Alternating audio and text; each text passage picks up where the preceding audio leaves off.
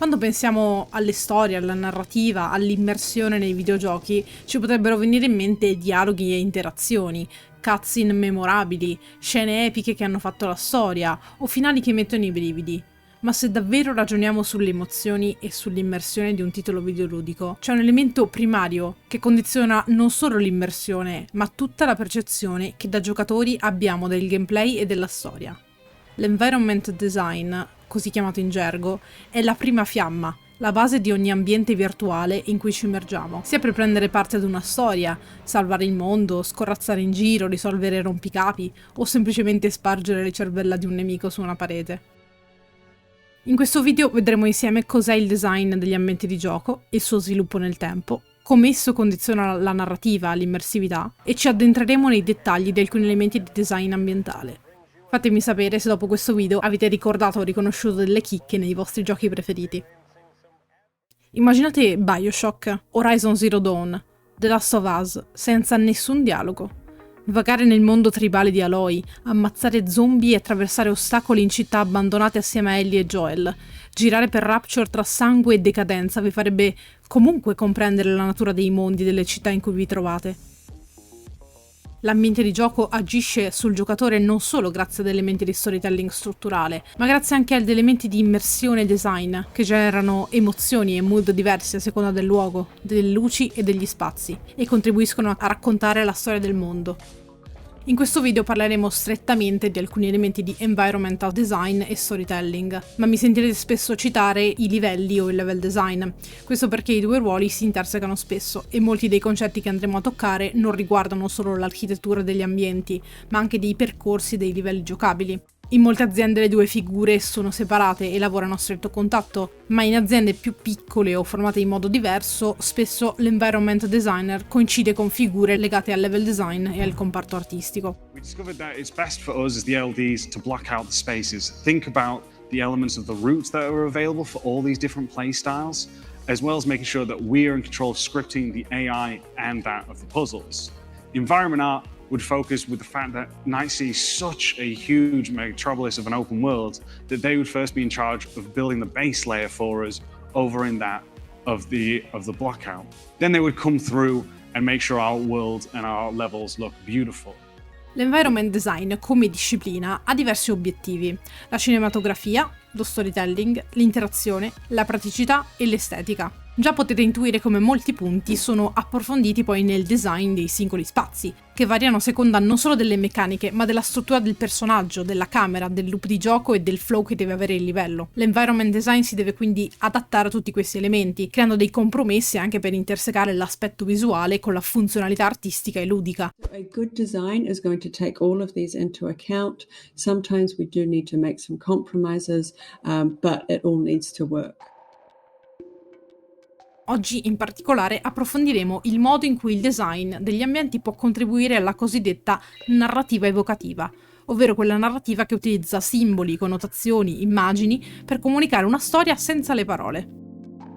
Essendo uno degli argomenti più dibattuti nel mondo dei videogiochi, il concetto di immersione può essere un po' soggettivo. L'unica certezza è sicuramente che l'immersione può avvenire soltanto se, giocando, ci sentiamo partecipi della storia e degli eventi. Questa sensazione potrebbe essere erroneamente collegata esclusivamente a vantaggi tecnici e grafici, che rendono il gioco più realistico. Attenzione però, chiunque giochi titoli variegati e di diversa natura si può rendere facilmente conto che i fattori invece sono molteplici, e sono principalmente accomunati dalla necessità di creare emozioni nel giocatore. Questo infatti avviene tramite l'interazione con l'ambiente di gioco e il modo in cui esso racconta una storia.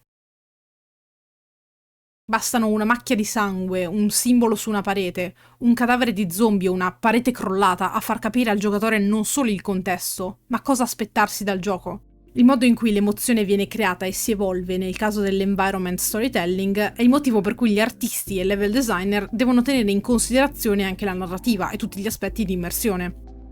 Uscendo dal nido ed avventurandosi nelle lande desolate del grande nord di Siberia, si percepisce non solo il degrado e la povertà della popolazione civile, ma anche la profonda influenza sovietica dei territori in cui Kate Walker e il giocatore si immergono. Similmente, nel mondo martoriato di Fallout, Una volta usciti dal comfort, tra virgolette, del vault, ogni elemento di vuoto, a partire dal paesaggio, passando per i ponti e le parti architettoniche mangiate dal tempo e le città semi-abbandonate e distrutte, stanno a sottolineare la decadenza di un mondo martoriato dalla guerra atomica. La natura invece che riprende il proprio posto nelle città abbandonate di The Last of Us, insieme ai cadaveri rimasti e alle reliquie di chi vi viveva, portano il giocatore a comprendere come i protagonisti siano veramente parte dei pochi fortunati. Potremmo dire quindi che l'ingrediente fondamentale per rendere un gioco carico di emozioni è proprio renderlo vivo tramite la narrativa ambientale, quei dettagli che sia consciamente che inconsciamente creano nel giocatore la consapevolezza del luogo, di chi lo ha abitato, della storia e gli eventi accaduti al suo interno, ma anche la pressione, sensazioni e emozioni del personaggio protagonista nel momento in cui si muove e varca la soglia di quei luoghi, talvolta con violenza o talvolta in semplice esplorazione e contemplazione.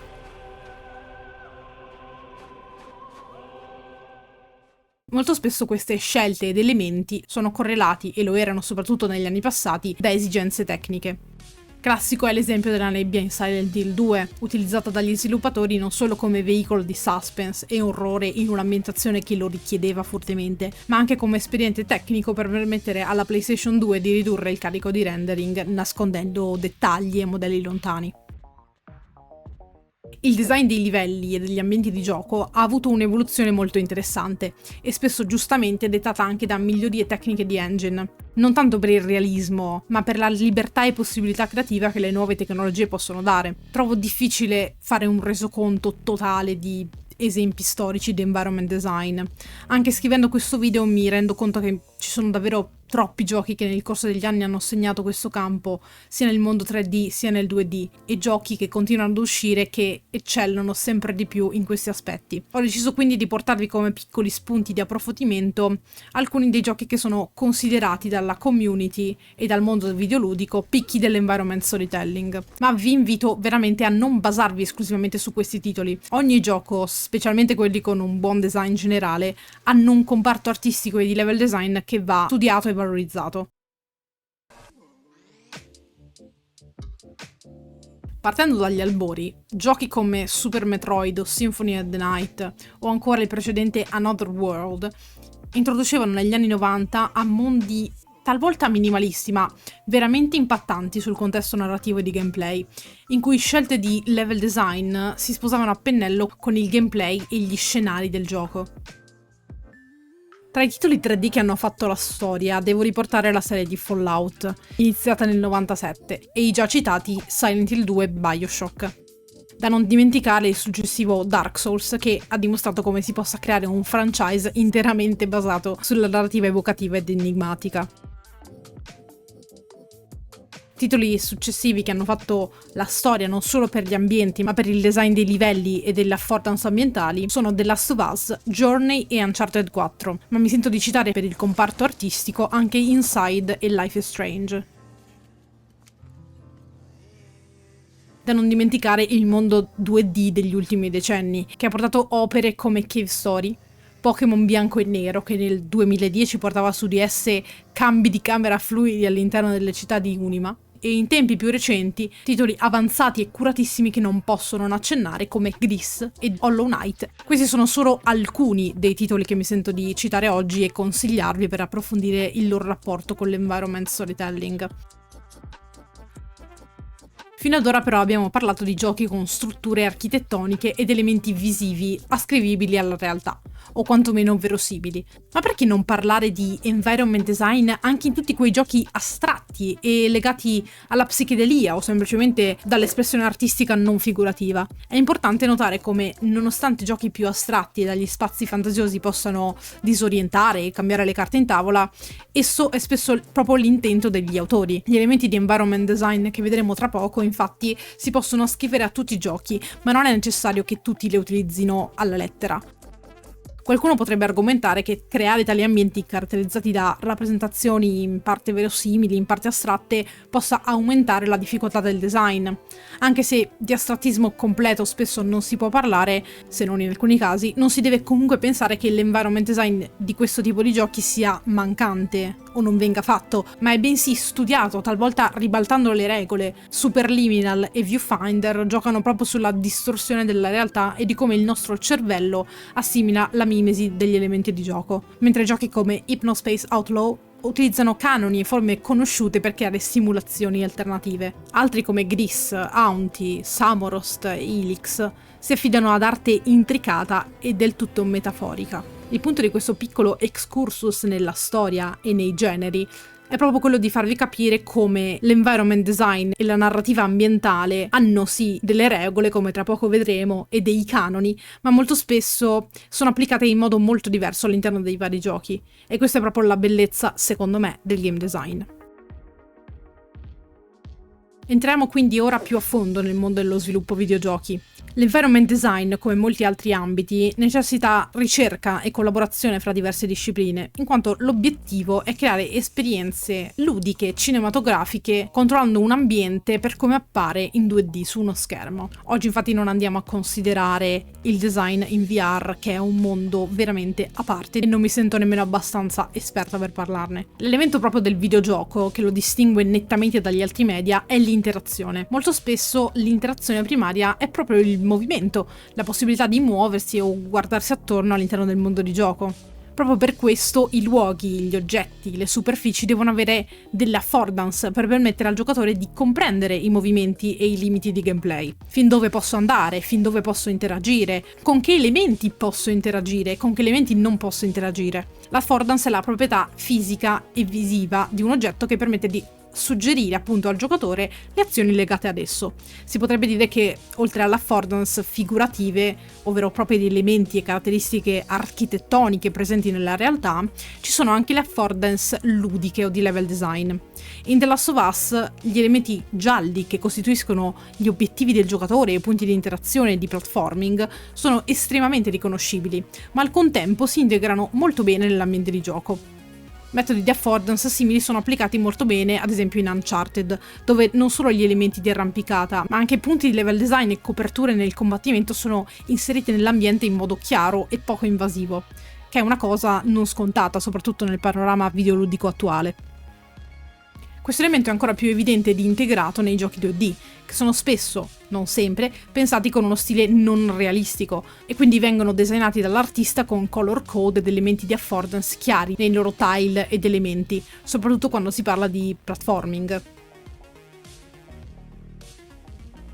Spesso il tempo e il flow di gameplay combacia con le transizioni architettoniche o artistiche e permette di creare armonia fra ciò che il giocatore fa, ciò che vede a schermo e l'emozione che si vuole scaturire da quell'elemento di livello.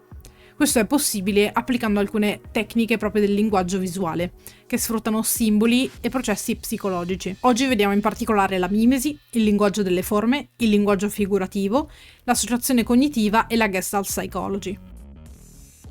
Quando veniamo assorbiti in Red Dead Redemption 2 o Fallout, o quando siamo immersi in GTA, ci muoviamo in un mondo in cui tutto ci è inconsciamente familiare per misure, proporzioni e architettura. Siamo persone all'interno di mondi alternativi e questo si configura per noi quasi come una realtà virtuale. Nell'ambito videoludico, la mimesi, come è possibile intuire dal nome, è utilizzata primariamente nei casi di riproduzione non solo delle strutture architettoniche, ma anche nel modo in cui vengono gestiti gli spazi degli ambienti in relazione alle proporzioni del personaggio. Questo è il motivo per cui possiamo essere immersi nei giochi indipendentemente dal loro grado di realismo grafico.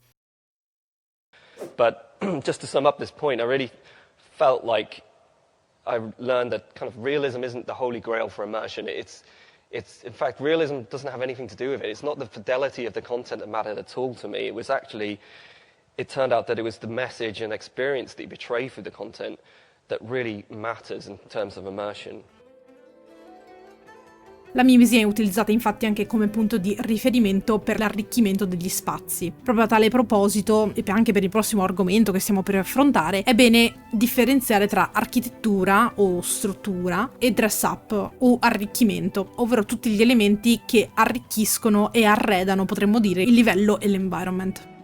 Quando per la prima volta sono entrata nella stanza di Chloe, ho capito subito con chi avevo a che fare. La sua camera da letto rispecchia perfettamente il temperamento del personaggio, i modi e le idee che impareremo a conoscere nel corso di Life is Strange. I designer devono infatti immedesimarsi ed entrare nella narrativa dei giochi per stabilire i fondamentali elementi di arricchimento, che si possono distinguere più o meno in 3 categorie. Le cosiddette behavioral traces, che sono clutter, strumenti, oggetti sparsi ed elementi che possono rimandare a un utilizzo della persona che vive in quel luogo. Identity claims, che sono oggetti ed elementi che rispecchiano invece la personalità del luogo e degli individui che lo popolano o che ci passano attraverso. E i mood modifiers, che sono ulteriori dettagli che aiutano a settare le sensazioni che il giocatore dovrà esperire, come suoni, musica e scelta di colori.